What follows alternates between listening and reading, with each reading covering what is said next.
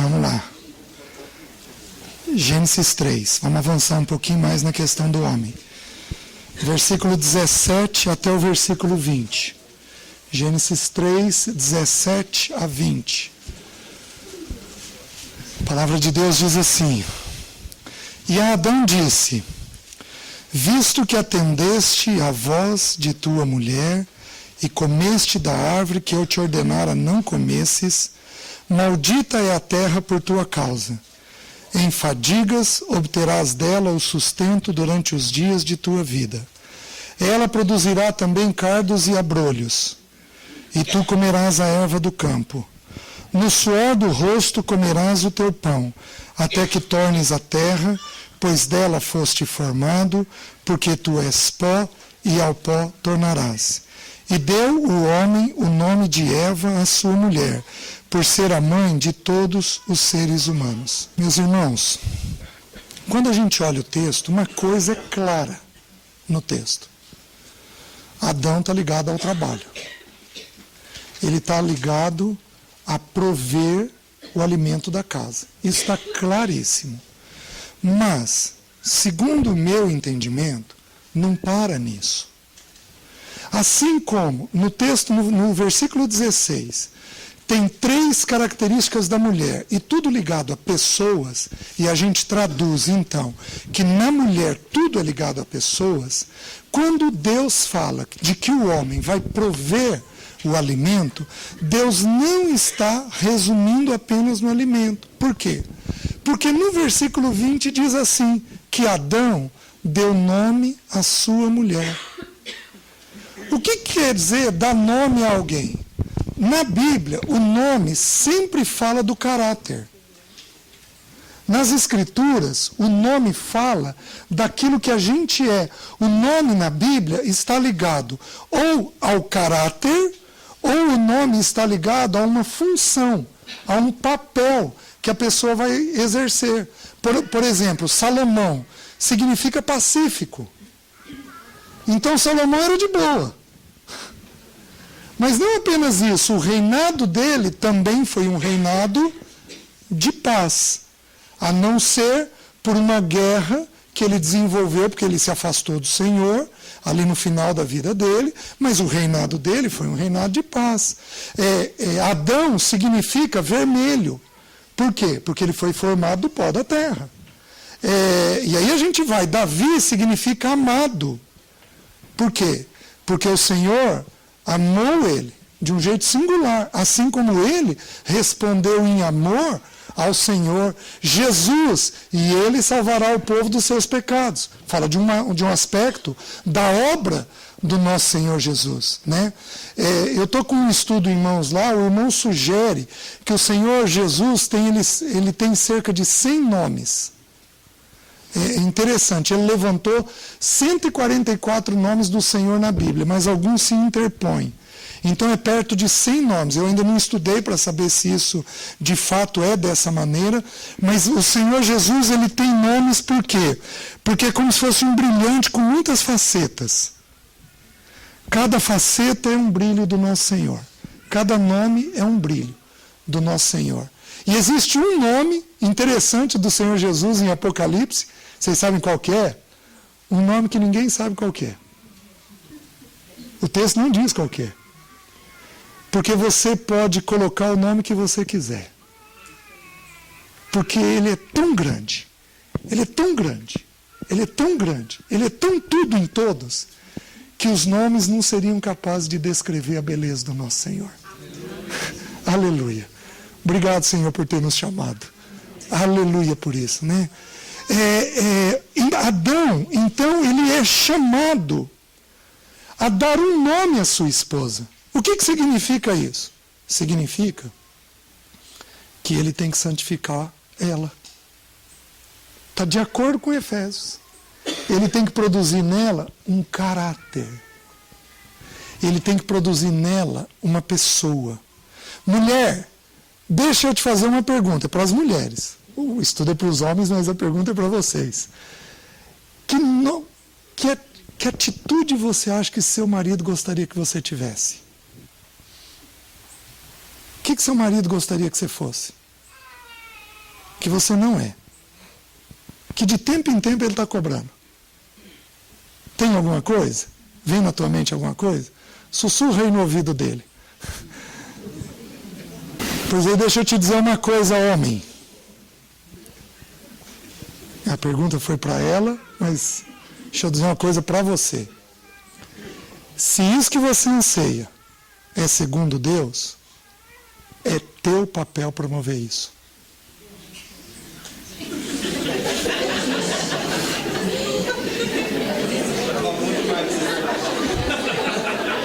Estava interessante até então?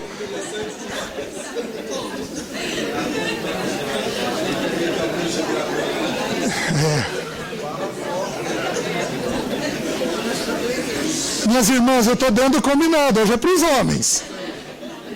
Né? Chega, né? Foi muito ontem. É papel do homem. Quando a gente estudar Efésios, nós vamos estudar um pouquinho essa palavra santificação. Que o homem é quem santifica a mulher. Aquilo que você anseia, se, tem um condicional aqui, se for segundo Deus, porque pode não ser segundo Deus, mas se for segundo Deus, é teu papel produzir dentro da sua esposa. Então, com isso, a gente traduz uma coisa muito simples no papel do homem. O homem provê. O papel essencial do homem nas Escrituras é prover. Mas ele não provê dinheiro. Ele começa provendo o dinheiro, mas ele termina provendo o caráter. Vocês estão entendendo? Meus queridos, o que o Senhor Jesus faz conosco? Já que nós imitamos o Senhor Jesus, o Senhor Jesus, ele provê em nós um caráter semelhante a ele. Vocês estão me entendendo? É assim que o Senhor faz. Ele nos visita, ele fala conosco, ele vai fazendo com que a gente diminua e vai fazendo com que ele cresça. Ele vai derramando dentro de nós mesmos do caráter que ele deseja, do caráter dele mesmo. O que nós fazemos como homens? Nós derramamos sobre a nossa mulher do caráter do Senhor. Agora, vocês acham que isso é pouca coisa? Isso é muita coisa. E aí, eu vou falar uma coisa de um jeito forte. E vocês têm que me ouvir com muita reserva no que eu vou falar.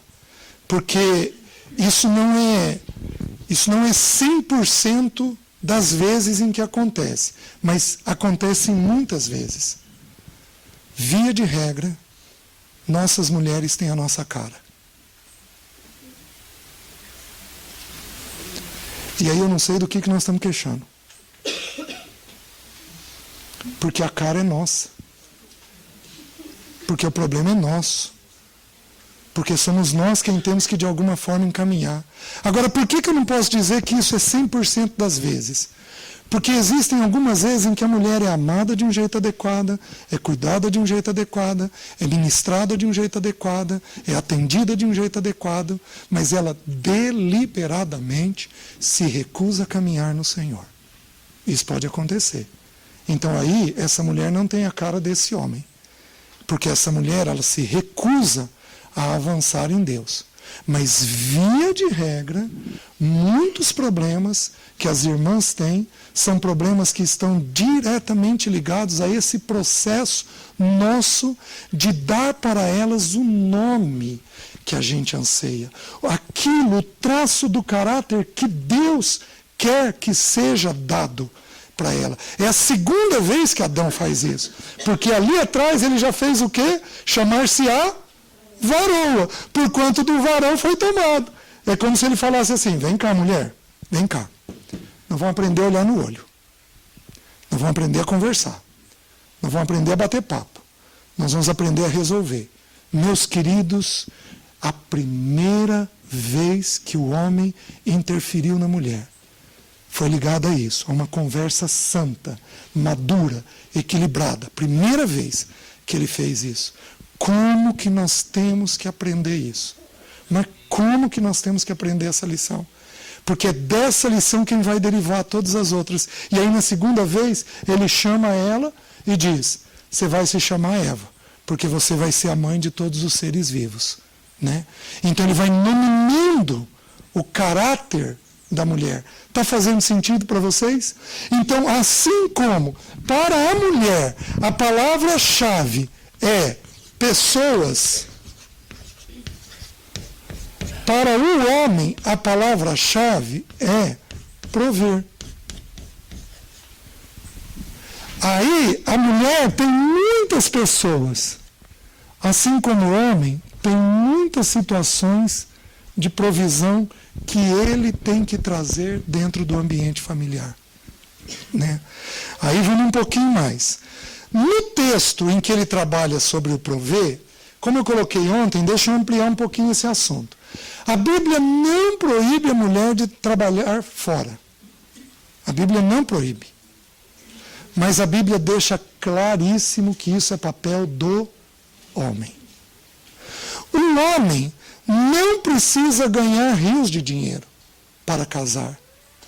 Um homem precisa ganhar o suficiente e ele tem que saber lidar com o dinheiro. Presta atenção.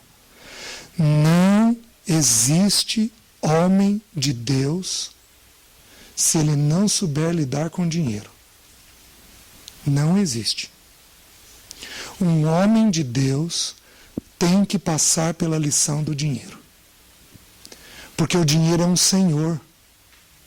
E se ele não souber administrar esse senhor, ele fica sujeito à ação desse senhor. E aí ele é um homem dividido.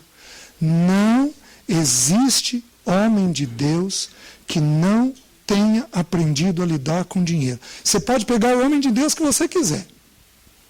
Você vai investigar a história dele, ou ele veio de berço, sabendo lidar com dinheiro, porque tem alguns que aprendem desde muito cedo, mas tem alguns que tiveram que aprender ao longo do caminhar, como foi, por exemplo, o meu caso. Tive que aprender ao longo do caminhar, aprender a lidar com dinheiro. Por quê?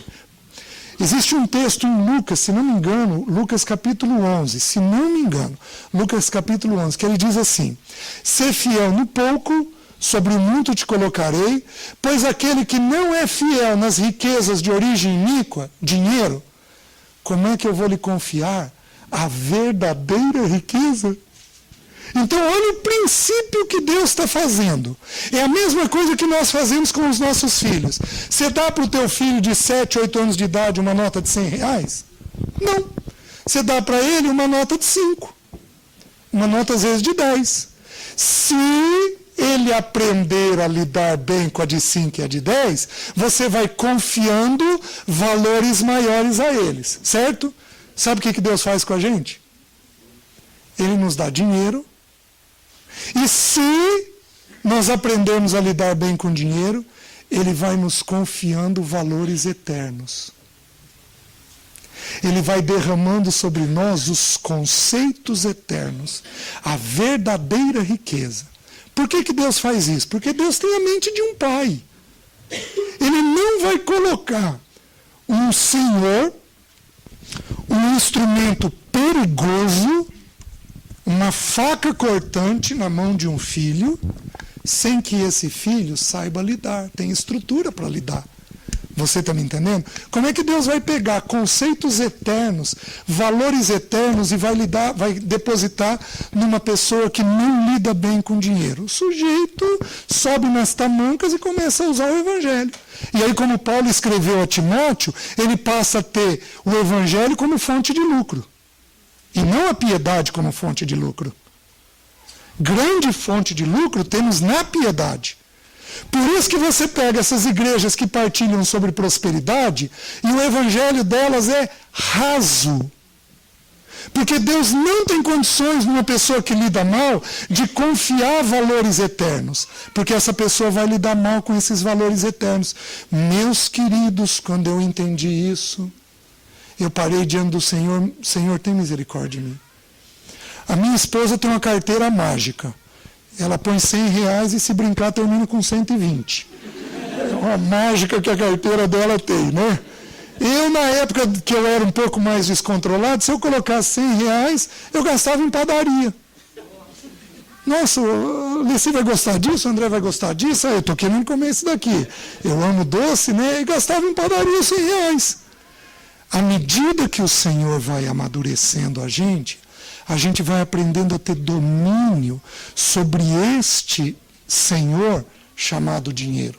Nós precisaríamos, vale a pena para um dos irmãos aí, Luiz, o Beto, outros irmãos, estudarem a respeito de dinheiro. Tem irmãos que levantaram alguns textos importantíssimos a respeito de dinheiro, para a gente estudar com a congregação de um jeito prático. Vou dar uma outra sugestão. Tem irmãos aqui na congregação que lidam muito bem com dinheiro. Mas lidam muito bem, gente que é centrada, equilibrada, gente que não é tentada, gente que poupa, pode ganhar até pouco, mas sempre tem uma poupançazinha, segundo o ensino de Provérbios. Meus queridos, a liderança precisa usar esses irmãos. Porque um lar que se desorganiza financeiramente, fica um lar pesado. Então nós precisamos recorrer àqueles irmãos que são naturalmente maduros com dinheiro, que têm equilíbrio no lidar com dinheiro. Eu sou devedor a um irmão. Eu tenho uma gratidão a um irmão, porque os irmãos já me ouviram dar esse testemunho. Quando eu tinha 6 anos de casado, eu devia 1 ano de salário. Sem a Alessi saber nada. Uma mentiraiada. César, vamos tirar férias? Vamos. Aí chegava a semana das férias, ela começava a preparar a mala e o meu coração ia apertando. Por quê? Porque o dinheiro que eu ia receber ia ser para pagar a conta e ela não sabia. Gente, que tristeza. Que vergonha que eu tenho dessas coisas. Aí, quando o Senhor me deu graça de abrir tudo com ela, o que eu fiz? Eu abri as coisas e o Senhor me trouxe um irmão. Ele caminhou comigo 1 ano semanalmente. Ele fez eu guardar os cartões, ele fez eu guardar os talões de cheque, e ele me ensinou a lidar com dinheiro, coisa que meu pai não tinha feito. De vez em quando ele ia escondido na minha casa, para conferir se eu não estava mentindo para a Alessi. Se tudo que eu falava com ele era verdade, porque eu já tinha mentido. Então ele ia conferir com a Alessi as verdades que eu estava colocando. Ele foi um irmão de uma sabedoria nessa área impressionante. Eu tenho uma gratidão a esse irmão por isso, monstruosa. E ali, depois de 2, 3 anos, o Senhor me ensinou a lidar com dinheiro. Meus queridos, nós temos irmãos maduros assim na igreja. A liderança precisa levantar esses irmãos. Precisa pedir para esses irmãos interferirem em casais, em famílias que não sabem lidar com dinheiro. Se você não sabe lidar com dinheiro, tenha humildade. Sabe o que significa a palavra humildade no grego? Aquele que se abaixa. Se abaixe. E tenha a humildade de pedir ajuda para aquele irmão que entende desse assunto, que domina esse assunto, para você poder avançar no Senhor. Tem irmãos aqui que têm indefinição profissional, que não sabem para onde vão, que tentam uma coisa, que tenta outra, que não vão dando certo. A gente precisa parar, o casal precisa parar, precisa pôr o joelho no chão, precisa procurar a Deus, porque um homem indefinido profissionalmente é um homem que complica a casa. Eu vou abrir com os irmãos, porque o próximo texto, na sequência das Escrituras, o próximo texto que fala do papel do homem é o Salmo 128. E o homem, então, precisa aprender para tranquilizar a casa, resolver os seus problemas financeiros. Tem homem que é confuso, que ele não se dá bem. Tem homem que, por querer ganhar um pouco mais de dinheiro, ele ousa empreender. Mas ele não sabe lidar com dinheiro. É muito melhor para ele um emprego fixo, onde ele vai ganhar X reais, do que ele tentar empreender. Queridos, tem gente que é empreendedor, mas tem irmão que não é empreendedor. Tem irmão que tem que ter o trabalhozinho dele. Porque se ele abrir para querer fazer algumas coisas, ele se perde inteirinho.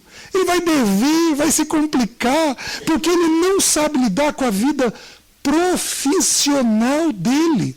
Então, se você tem um histórico de fazer tentativas e não dar certo, para tudo. Põe o joelho no chão com tua esposa. Ora a Deus, jejua ao Senhor, pede discernimento, clareza daquilo que Deus tem para você. É uma dádiva quando nós temos um homem bem resolvido profissionalmente numa família. É uma dádiva. E por isso, eu não estou falando de gente que ganha bem. Eu não estou falando de gente que ganha bem. Então você tem que parar e pensar. Tem duas frentes nesse homem do suor do rosto. Quais são as duas frentes? O homem tem que saber lidar com dinheiro e tem que saber lidar com trabalho. Ele tem essas duas vertentes dentro dele. Ele tem que aprender a lidar com os dois assuntos. Por exemplo, eu fui trabalhador demais. Eu trabalhava 14 horas por dia. E eu pesei na vida familiar por causa disso. Está errado. Isso é pecado. Quando eu aprendi esses princípios, parei. Passei a trabalhar 8 horas por dia.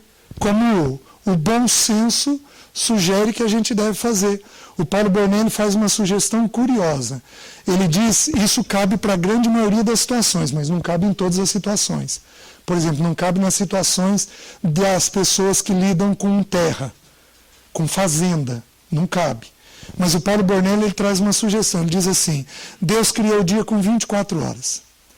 8 de trabalho, 8 de sono e 8 de lazer.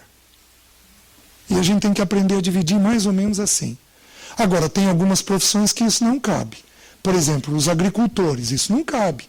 Na época de plantio, eles vão trabalhar 15 horas por dia, porque é uma época de plantio, na época de colheita, eles não têm alternativa. O tempo é reduzido para você poder fazer aquilo. Então, só que também é uma situação temporária. Dura ali algumas semanas e aí está encerrado. Então, isso é suportável para o ambiente familiar. Duro é aquela situação que é permanente para o ambiente familiar. Né? Então, lidar com dinheiro e trabalho. Vamos para o Salmo 128. Abram lá.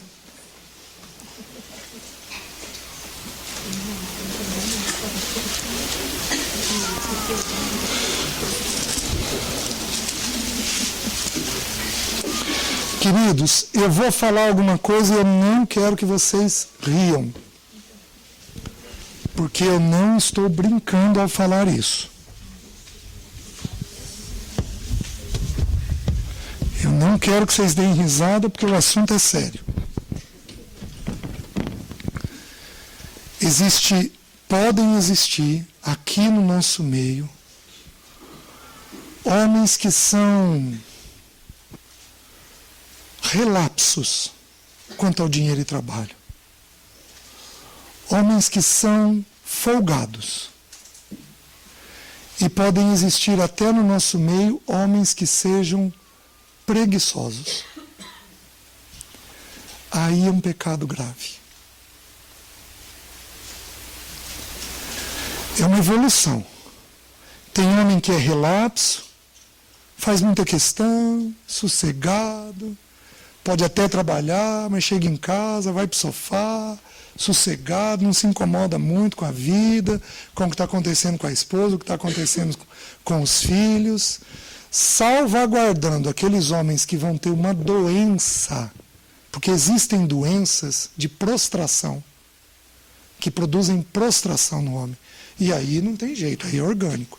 Salvo alguma questão de doença, se for uma atitude do homem para com a vida, é uma atitude ruim.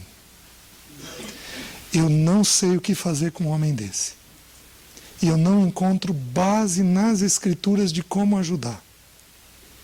Se essa apatia, se essa inatividade, se esse descuido do homem evolui para preguiça, nós vamos ter um problema grave no ciclo de vida familiar. É gravíssimo, viu? E aí aí essa irmã vai ter que colocar em oração, vai ter que buscar o Senhor.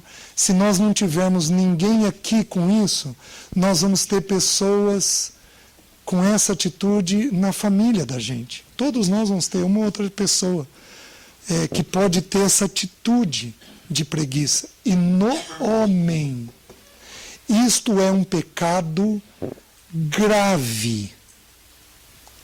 Assim como o destempero na mulher é um pecado grave.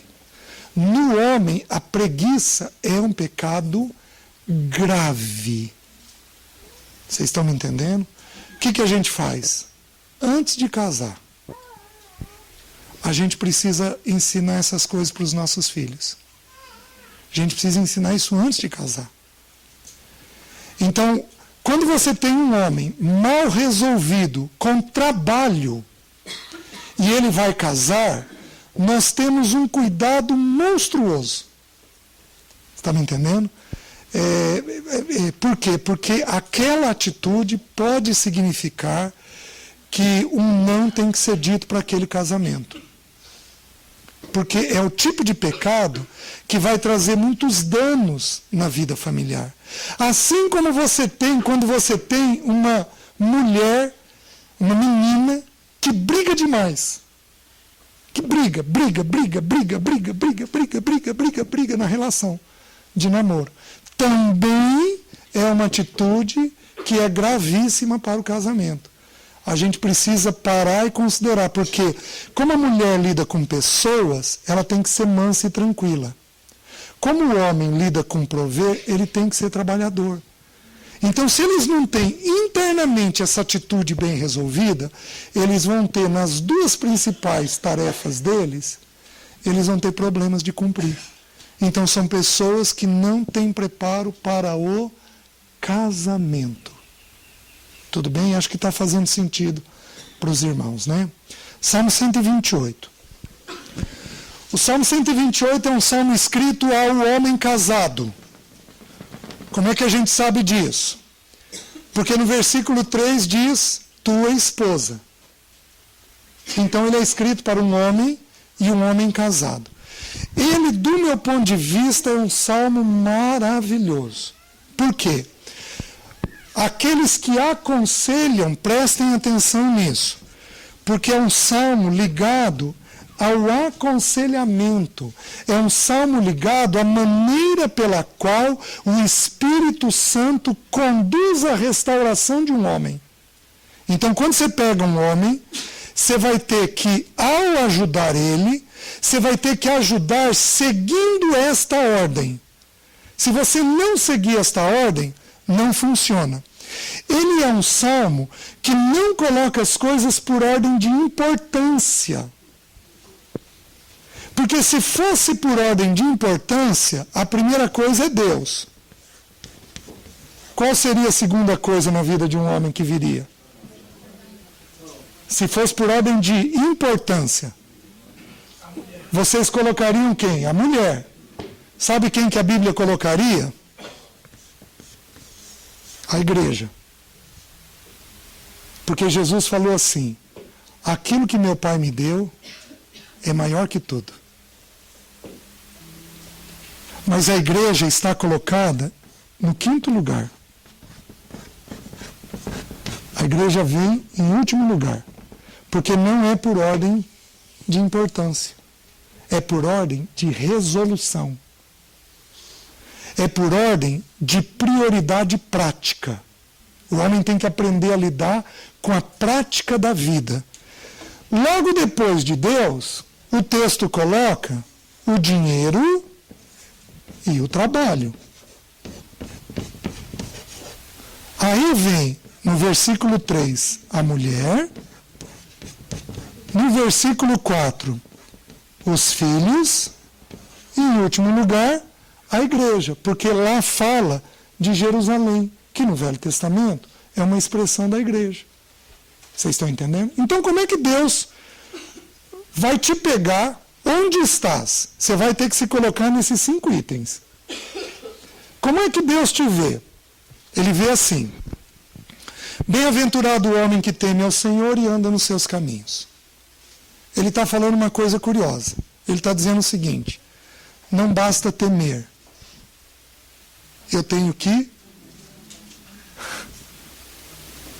Queridos, ontem conversando um pouco com o irmão Luiz, ele menciona uma coisa que é um fato que a gente já conversou outras vezes, inclusive.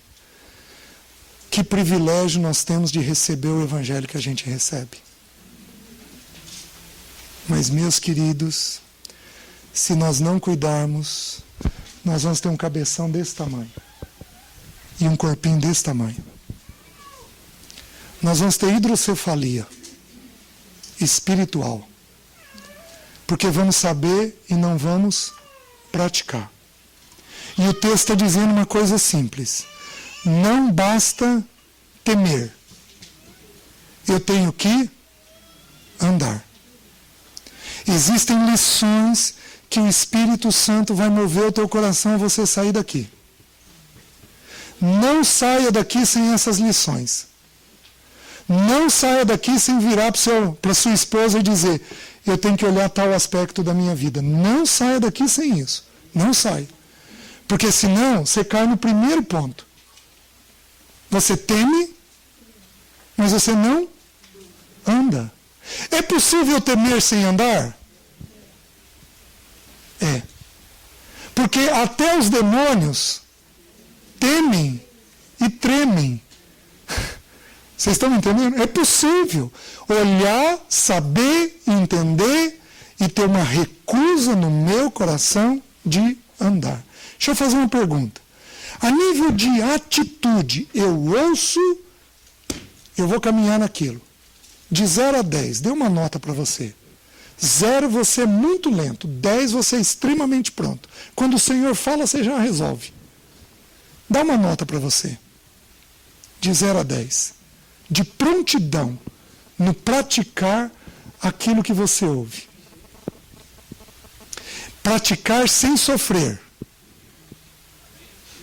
Praticar por ouvir. Porque, em geral, quando a gente está sofrendo, a gente é 10. A hora que Deus aperta o torniquete, meu Senhor. A hora que Deus aperta um problema de um filho, meu Senhor. Sem sofrimento, só por ouvir, dê uma nota para você, de 0 a 10. Deu a nota? Partilha com o teu parceiro.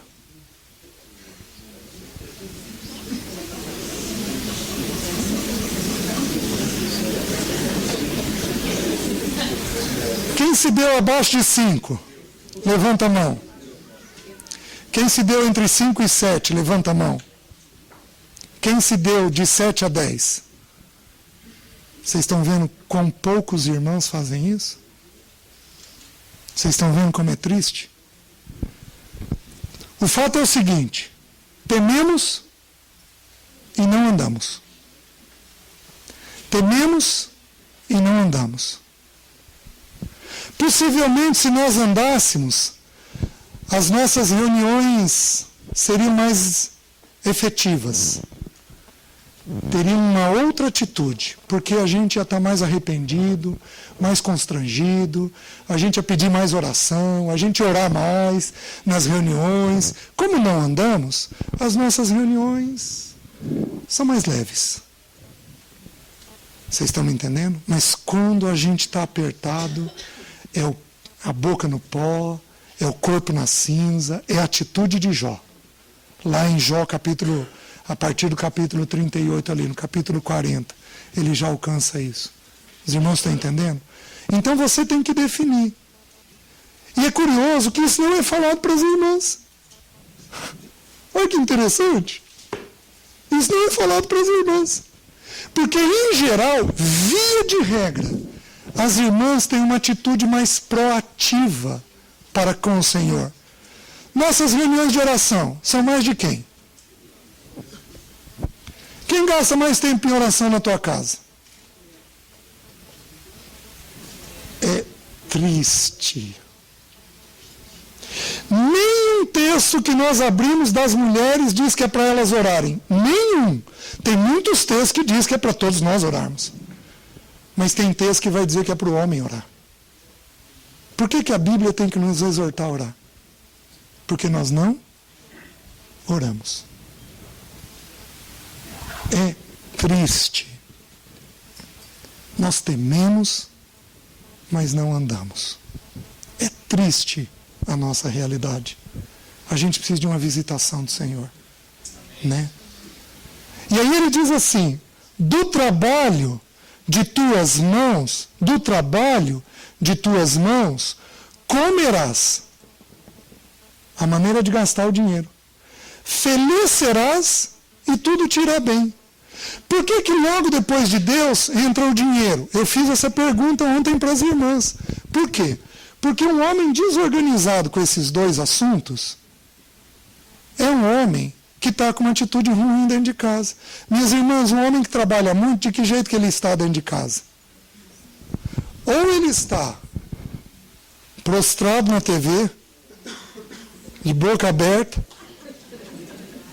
porque ele está cansado, no WhatsApp.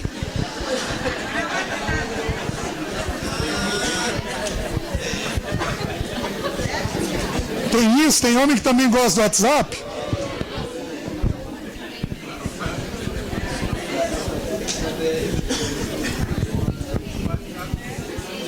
Quantos homens aqui usam celular bastante? Levanta a mão.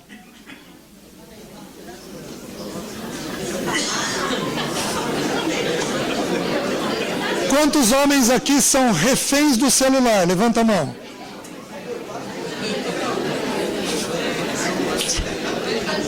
Você está auxiliando. Tem uma irmã aqui auxiliando com o cotovelo, levantando o braço do marido.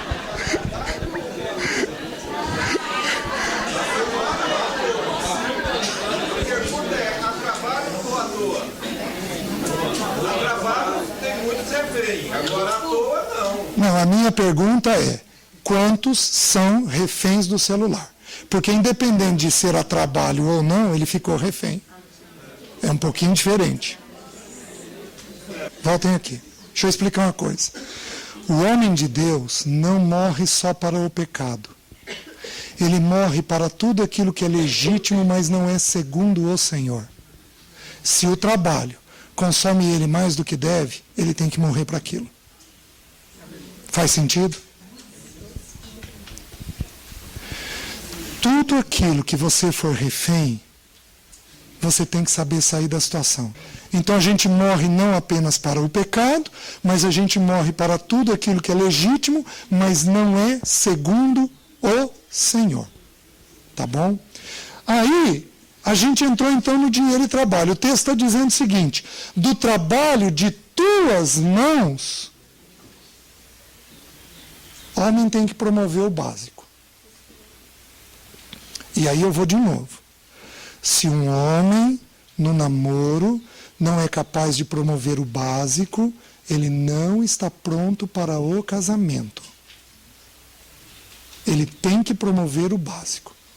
Vocês estão me entendendo? Porque o trabalho vem das mãos dele. Queridos, eu sou um privilegiado, porque eu vejo testemunho o tempo todo. O tempo todo eu estou ouvindo testemunho.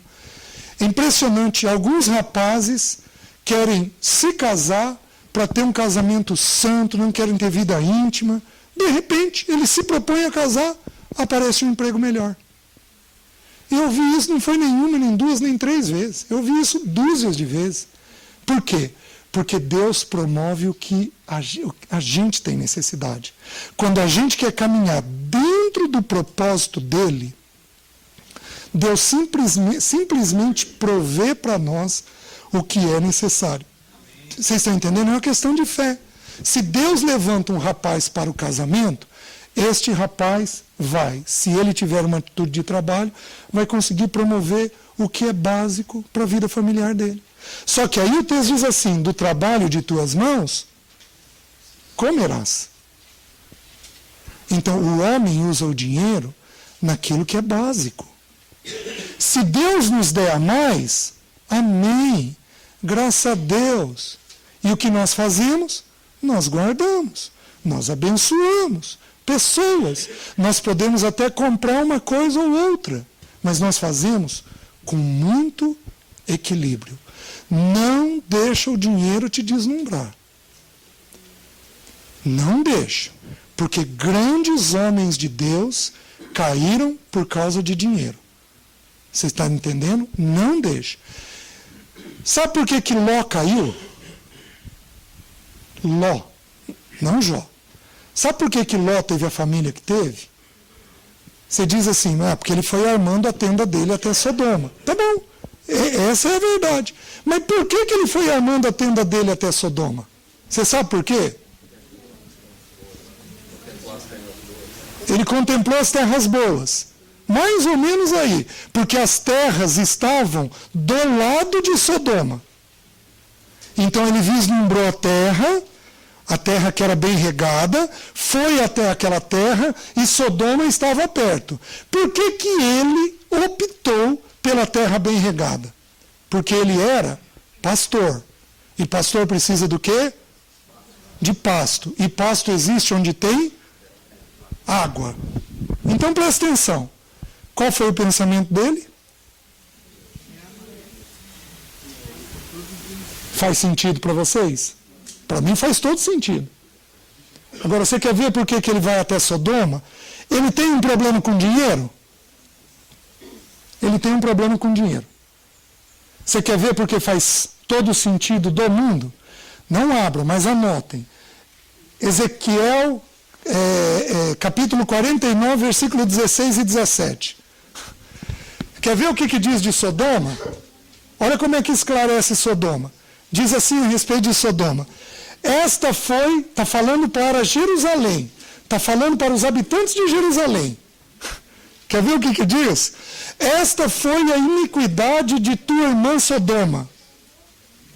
Sodoma se tornou irmã de Jerusalém, irmã da igreja. E você viu isso na vida de Ló. Ló amou o dinheiro, ele amou a produção, ele amou o rebanho dele. Essa foi a decisão dele. Aí diz assim, esta foi a iniquidade de tua irmã Sodoma. Houve soberba, fartura de pão, próspera tranquilidade. Meus irmãos, lide com dinheiro.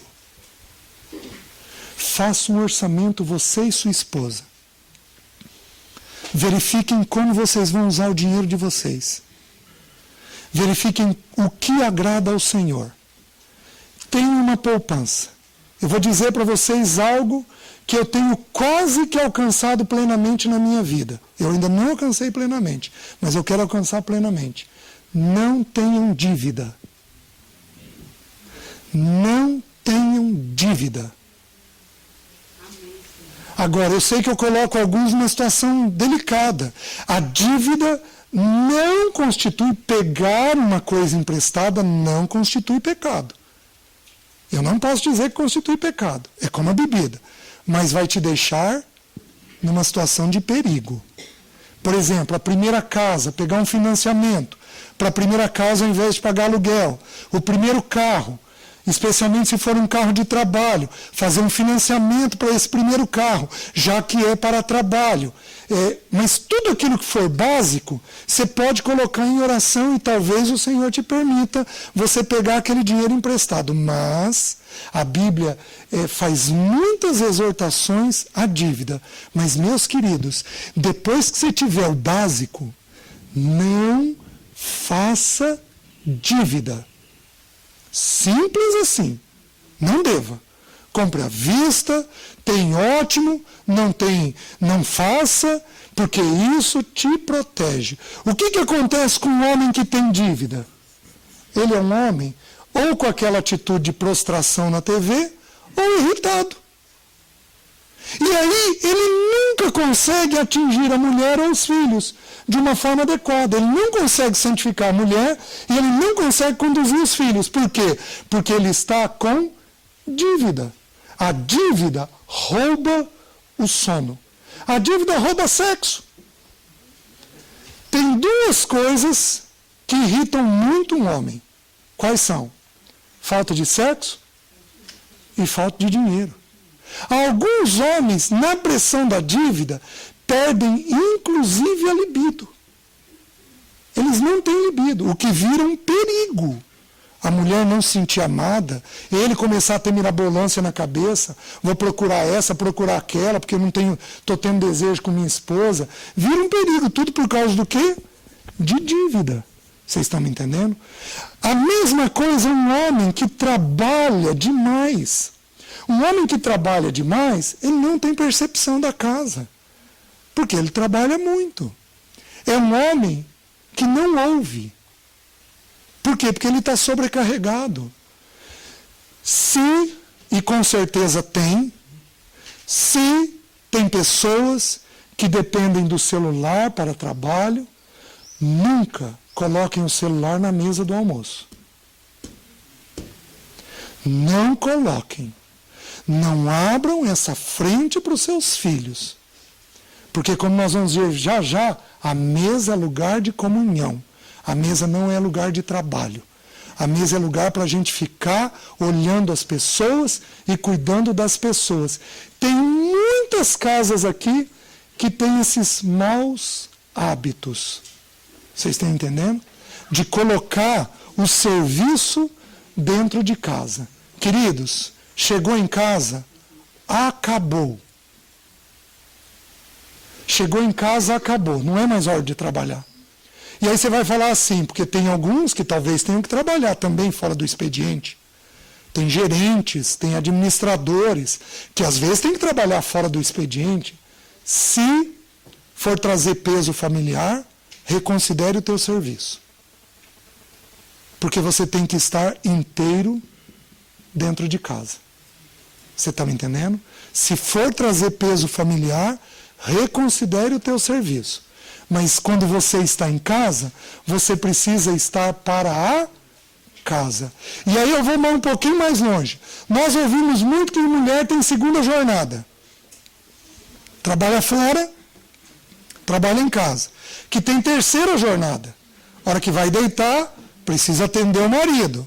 Pois deixa eu dizer uma coisa para vocês. Nas Escrituras, quem tem segunda jornada é o homem. Porque depois de trabalhar, ele tem que chegar em casa e fazer o quê?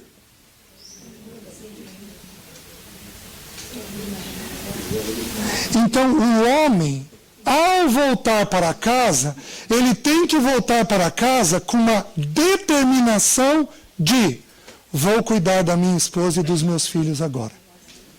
Então, nas Escrituras, quem tem segunda jornada não é a mulher. Quem tem segunda jornada é o homem. Está fazendo sentido para os irmãos? Porque, tudo bem? Está fazendo sentido para os irmãos? Porque nós chegamos em casa para cuidar destas pessoas. Nós vamos prover para essas pessoas o que essas pessoas têm necessidade. Por isso que um trabalho que te consome demais no dia a dia, porque o trabalho te consumir esporadicamente é razoável. Por exemplo, lá em casa, as pessoas da casa, as crianças sabem o seguinte, elas sabem que dezembro é um mês complicado para mim, dezembro e janeiro. Tanto que eu não viajo, eu não posso sair. Por quê? Porque muita gente passa mal nesses 2 meses. Então é um mês que eu tenho muito complicador dentro da clínica. Só que são 2 meses. Então é administrável. Você ter um período de mais trabalho é possível. Se você tiver um trabalho que te esgota todo dia, reconsidere o trabalho. Porque esse trabalho te leva ao pecado. Você está me entendendo? Porque você precisa chegar em casa com a disposição de olhar a mulher e os filhos. Deixa eu concluir. Quando um homem aprendeu a lidar com dinheiro e trabalho, deixa eu fazer uma pergunta. Quem aqui vai me ouvindo e vai concluindo que não lida bem com um desses 2 assuntos? Que homem aqui que não lida bem com um desses 2 assuntos? Levanta a mão alto.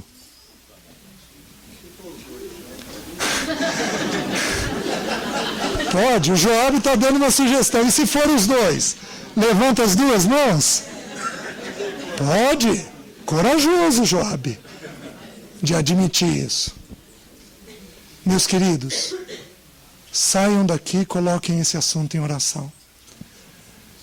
Porque se você não vencer essa etapa, você paralisa o Espírito Santo de Deus no que concerne ao que vem pela frente. Porque você é escravo disso daqui. Você está me entendendo? Gente, é muito interessante. A Bíblia colocou depois de Deus o outro Senhor. Depois de Deus vem o outro Senhor. Porque se esse Senhor não for vencido, ou eu pertenço a Ele ou eu pertenço a Deus. Ele tem que ser vencido para eu pertencer totalmente a Deus. Os irmãos estão entendendo? Então essa etapa tem que ser vencida. Então, eu vou dar uma sugestão para os conselheiros aqui, os irmãos que aconselham. Chega um casal lá brigando. Está brigando. Se o trabalho for dar problema, reveja isso daqui. Acho que é nisso que eu estava, eu me perdi. Quando o homem vence isso, o homem pode perceber a mulher. Ah, eu estava dando um exemplo de briga. Um casal está brigando. Eles estão brigando por causa do celular. Aí o Luiz é chamado para aconselhar os dois. Você dá conta de aconselhar os dois, Luiz? É de graça do Senhor. Vai. E aí, a gente naturalmente é tentado a aconselhar da seguinte maneira. Ô, gente, isso aqui é o celular. Vamos resolver o celular então dessa forma, dessa forma e dessa forma. E a gente não percebe a base do problema. A base do problema é qual? O trabalho. Excessivo. Vocês estão entendendo? O problema é o trabalho. Então, quando você pega um ambiente onde tem irritação, uma das coisas que a gente investiga é se o homem tem trabalho excessivo. Quando você pega uma mulher reagindo com irritação, alterada, você investiga se tem trabalho ou se tem dívida. Está entendendo? Por quê? Porque se esta mulher está queixando da falta de cuidado com o homem, é porque o homem não venceu esta etapa. O homem só é capaz de perceber a mulher depois dele vencer essa etapa. Se ele não vencer essa etapa, ele não percebe a mulher. Está fazendo sentido, mulher? Está entendendo por que teu marido às vezes não te dá atenção, o cuidado, a oração, ele não provê você de uma forma adequada? Por quê? Porque ele está enroscado nesta etapa. E aí a gente precisa da visitação do Espírito Santo de Deus para nos ajudar nessa etapa. Meus irmãos, já tem 1 hora que a gente está juntos. Eu já vou encerrar, tudo bem? E aí eu passo para os irmãos. Deixa eu só mais um pouquinho. Tua esposa, no interior de tua casa, será como a videira frutífera. Vamos tentar entender os símbolos que a Bíblia usa. Comparou a mulher a uma videira. A videira produz uva. A uva produz vinho. E o vinho nas Escrituras é símbolo do quê? Esta mulher está alegre dentro de casa. Vocês acham que isso é possível na nossa geração? É porque a Bíblia diz. Uma mulher alegre, contente, prazerosa, com aquilo que Deus reservou para ela dentro da casa. Por que esta mulher está alegre e feliz?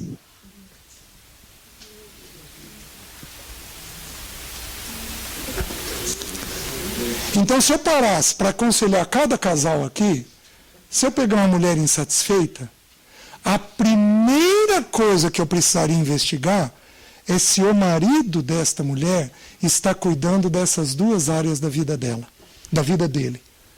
Você está me entendendo? Se ele não estiver cuidando dessas 2 áreas, ele não vai ter percepção da mulher. Ele não vai conseguir conduzir a mulher de forma adequada. Está fazendo sentido? É tão simples. Né? E aí então a gente consegue conversar, ajustar as coisas, como nós vimos ali atrás. Mas se o homem não vencer isso daqui, não chega nisso. E aí, vamos um pouquinho mais longe. Nós chegamos nos filhos. A gente vai atender os filhos. Tá?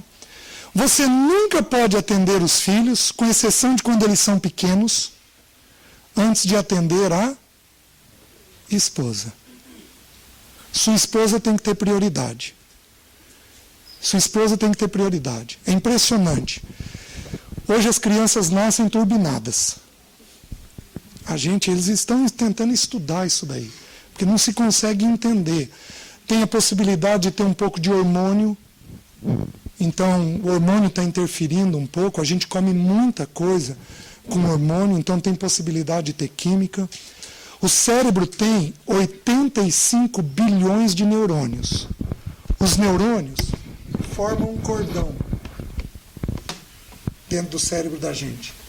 E aí, o cérebro nosso vai ter mais perto de 85 bilhões de células de suporte para os neurônios. Esses 85 bilhões de neurônios vão se unindo e vão formando um cordão. Só que o que acontece? Eles fazem cerca de 100 trilhões de conexões. Então esse cordão abre em 4 etapas. Cada etapa abre em outras 4. Cada 4 vai abrindo em outras. Então, o caminho da informação dentro do cérebro pode trilhar cerca de 100 trilhões de conexões. Meus queridos, isso é informação de 3 anos atrás, o que eu vou dar para você. Há 3 anos atrás, tudo que os computadores do mundo todo produziram ao longo de 1 ano, eu não sei qual era o número, eu não domino muito a internet, tinha um número lá. Tudo que foi produzido em todos os computadores do mundo ao longo de 1 ano, um cérebro é capaz de comportar. De tão vasto que são os caminhos que abrem no nosso cérebro. Então a gente não sabe o caminho que as informações, que a química vai tomando dentro do nosso cérebro. Nós sabemos o seguinte, que o ser humano é pecador. E ele vai trilhar caminhos de pecado. Então as crianças nascem turbinadas. Você quer fazer uma criança sair do 220 e vir para o 110? É regra. Cria uma rotina tranquila. Você tira com a mão. Pode levar um tempo. Tem crianças que demandam um pouquinho mais de tempo. Mas depois de algum tempo, depois de alguns meses, nesse esquema, você tem uma criança tranquila dentro de casa. Só que você consegue produzir uma rotina tranquila com um homem devendo? Com um homem trabalhando muito? Ou com uma mulher que não esteja dentro de casa? Não. Mãe tem que estar dentro de casa. Então é uma sugestão minha. O trabalho para a mulher é possível até os filhos nascerem. Trabalho de forma integral. Os filhos nasceram, a mulher vai ter que reconsiderar. Até que idade a mulher vai ter que reconsiderar os filhos? Eu vou dar a base bíblica que eu entendo. Até os 30 anos do mais novo. Quem aqui tem filho entre 22 e 30? Levanta a mão. Dá uma olhadinha aí para trás. Levanta e segura a mão. Dá uma olhadinha para trás.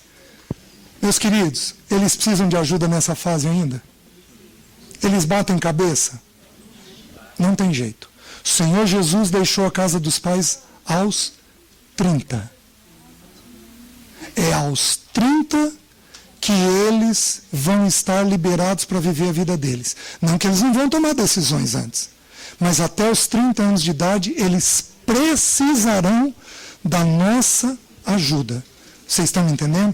E aí, se você não tiver, volta aqui, deixa eu concluir. Se você não tiver isso bem equilibrado, o homem lidando com dinheiro, lidando com trabalho, uma mulher tranquila dentro de casa, você não alcança os filhos. Você não alcança. Meus queridos, filho precisa de rotina.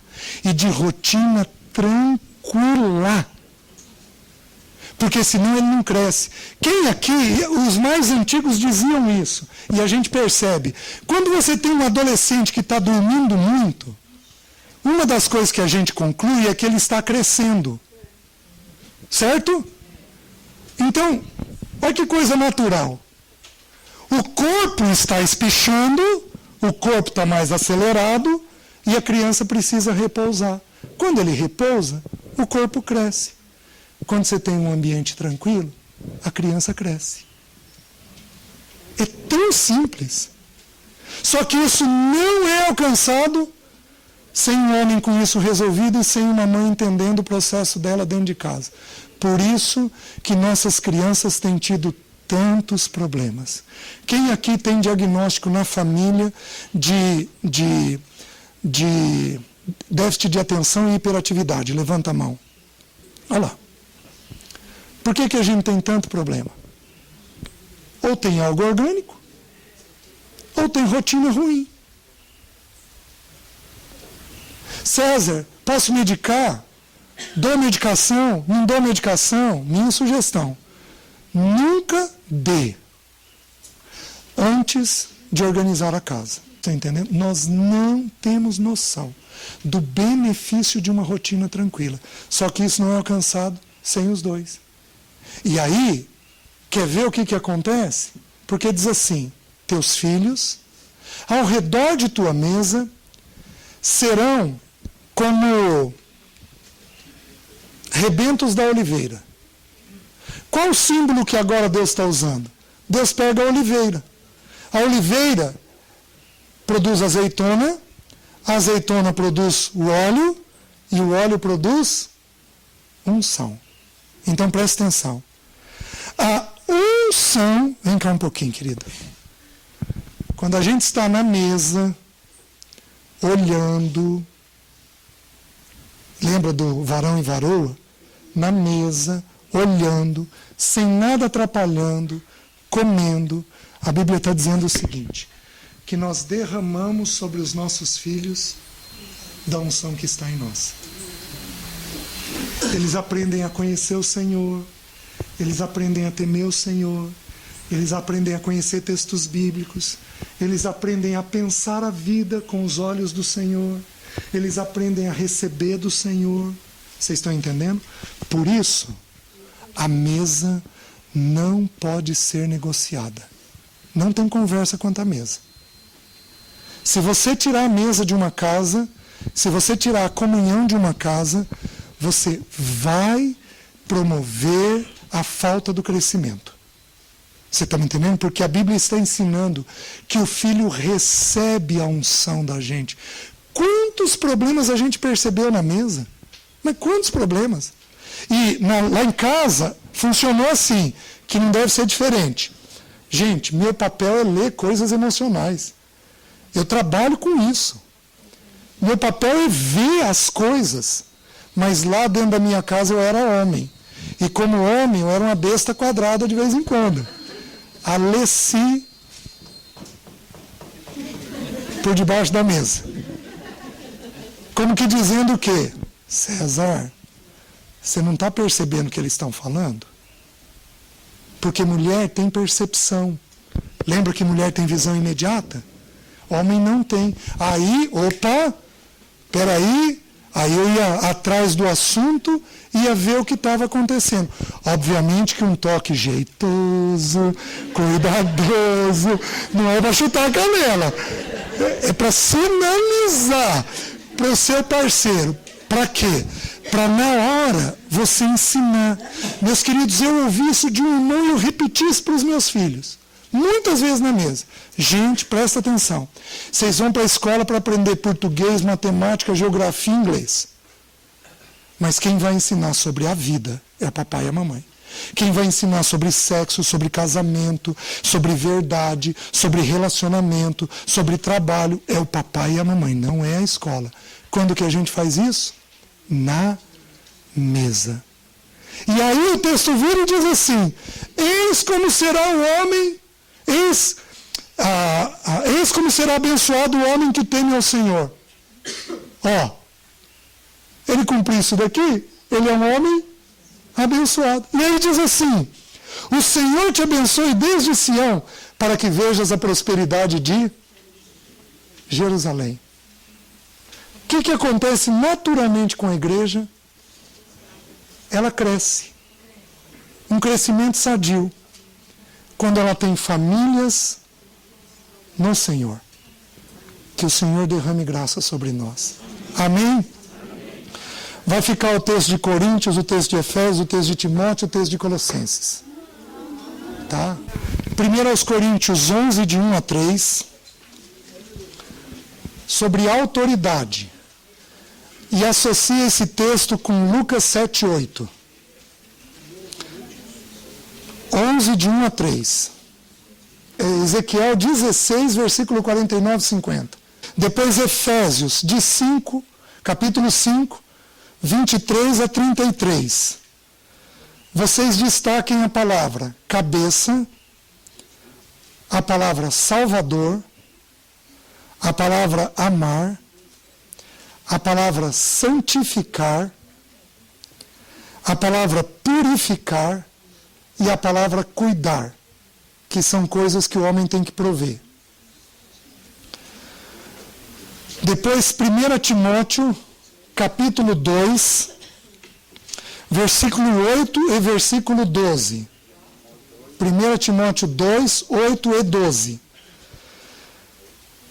Nós vamos ter a oração e nós vamos ter a autoridade nesses dois versículos. Depois Colossenses 3, versículo 19.